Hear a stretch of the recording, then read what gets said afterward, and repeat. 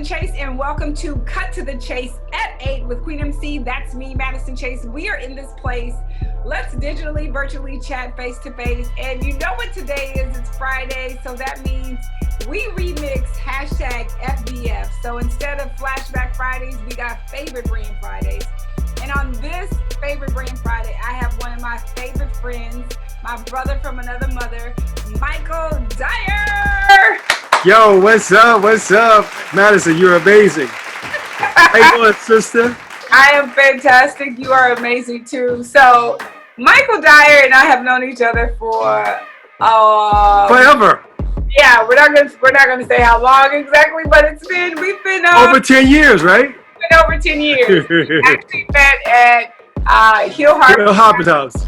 He used to do an amazing event. It was kind of like Bible study, but not Bible study. And it was called Tuesday Night Circles. On Tuesday nights, we would get together and we would just, we chat and we talk about some of the things that we were passionate about and some of the things that we wanted to change and people, relationships. We talked about some of everything, but that's how I met Michael Dyer. And Michael, you've done a ton of things, but I think this is like your purpose. I feel like your book and even the name is so appropriate for the times that we're living in. So why and what inspired you to write this time-sensitive book that's so necessary for today? Well, first of all, I want to say I came out to Los Angeles to be an actor. I want to be this famous actor. That's why I wrote it. And it's this book that you would have written to yourself if you could go back 10, 15 years ago, and this is a book that you would have wanted. These are the things that you would want to say to Michael Dyer, back then. Ooh, that's beautiful. I love that. So let's talk about the subtitle. So the title of the book is called Woke. The subtitle is Change Your Perception, Change Yourself, Change Your Life. Yes. Why that order of the subtitle? Well, what I realize is that, I can change my clothes, I can change my name, but I need to change the way I see things. So changing my perception first.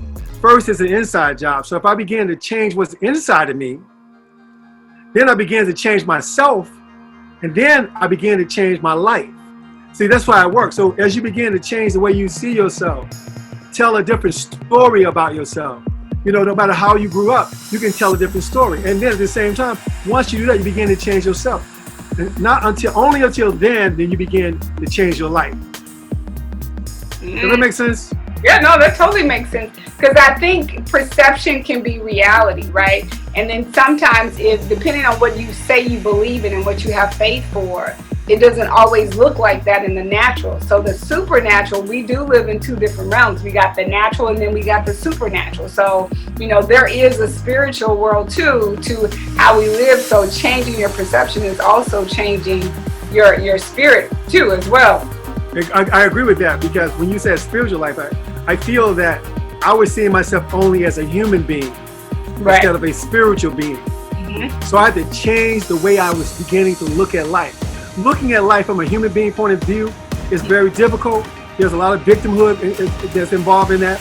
Seeing myself from a spiritual point of view, there's being victorious, being able to know that who I'm connected to, what I'm plugged into, who is my source. Yeah. See, I was believing that the world was my source.